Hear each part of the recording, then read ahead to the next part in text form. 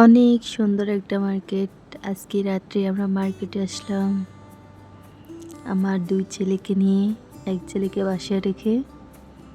দেখেন আশি কি দুষ্টামি করতেছে। যেখানেই যায় সেখানেই দুষ্টামি তাদের।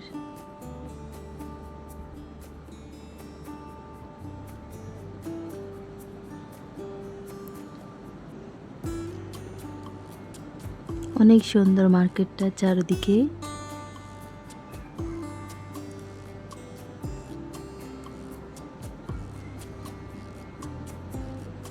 দেখেন কি ভাবতেছে, কি থেকে কি নেব।